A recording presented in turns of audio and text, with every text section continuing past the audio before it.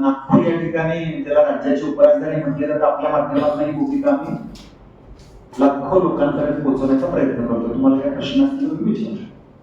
वक्तव्य आहे ते तुम्ही सांगताय ते साधारण आत्ताचं वक्तव्य केलं त्याच्या आधीच असेल.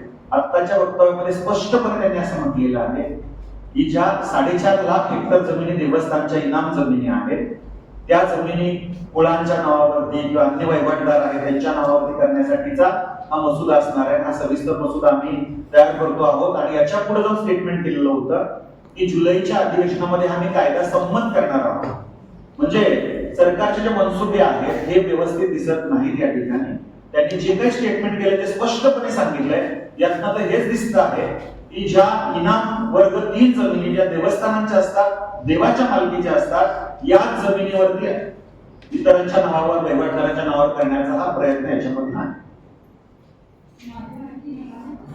होता का कब्जेदाराला 50% जमीन आणि देवस्थानला 50% जमीन वाटून द्यायची आणि त्याच्याकडून काही मोबदला शासकीय रक्कम जमा करायची अहवाल सबमिट झाला. पण त्यावेळेस त्या सरकारने तो कायद्यात त्याचं रूपांतरण केलं.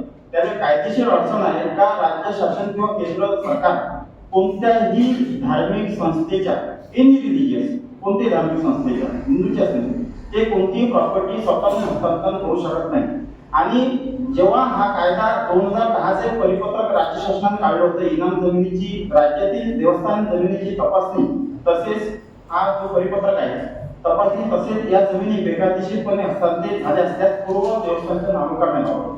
तर या परिपत्रकाला रायगड ठाणे इकडल्या काही कब्जेदारांनी हायकोर्टात चॅलेंज केलं होतं आणि त्यावेळेस जेव्हा सुनावणी चालू होती बॉम्बे बेंचला तेव्हा एक शेतकरी मोर्चा निघाला होता आणि त्या मोर्चात एक मागणी होती का ज्या देवस्थानच्या जमिनी ज्यांच्या ताब्यात आहे त्या नावावर करण्यात तर शासनानं त्यांना हमी दिली होती की आम्ही करू. तर त्यावेळेस स्वतः सुमुख संज्ञान घेतलं बॉम्बे बेंचनं आणि त्या सुनावणीत असं म्हटलं का तुम्हीच तुमच्या कायद्याचं इम्प्लिमेंटेशन करत ते म्हणून कसेही कायद्याच्या बाजूला जाऊन लोक मागणी करतात तर तुम्ही याच्यावर काय कारवाई करतात प्रोटेक्शनसाठी तर याचं ऍप्टिट्यूड दाखल करा.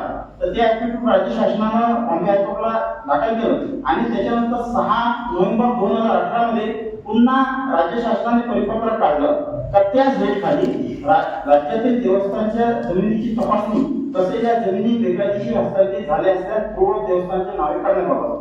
तर आपला जो प्रश्न होता याच्यात असंही म्हटलं आहे का ज्याचे विश्वस्त मंडळ अस्तित्वात नाही आहे किंवा नाही आहे तर त्या जमिनी राज्य शासनाने आपल्या ताब्यात घ्याव्या आणि जोपर्यंत प्रॉपर मॅनेजमेंट सक्षम प्राधिकरणात त्याच्यात बसत येते त्याचं संरक्षण सुद्धा राज्य शासनाने करावं असं या परिपत्रात म्हटलं. आणि याच्यावर आम्ही आजपर्यंत 2 ते 3 वेळा निवेदन दिलं. या परिपत्रकाची आजपर्यंत अंमलबजावणी सुद्धा साधी राज्य शासनाने केली नाही. हे हायकोर्टच्या डायरेक्शनने हे परिपत्रक काढलं आणि हे परिपत्रक आणि हायकोर्टचे डायरेक्शन ओव्हररूल करून नवीन मसुदा तो कायद्याच्या चौकटीत बसू नये असा प्रयत्न करणे हा एक भाग चुकीचा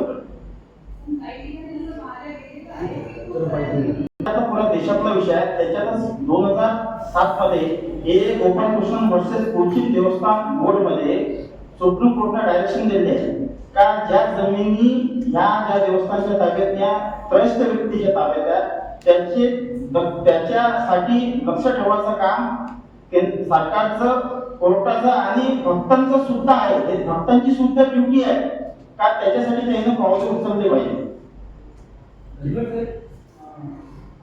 मंदिरात विश्वास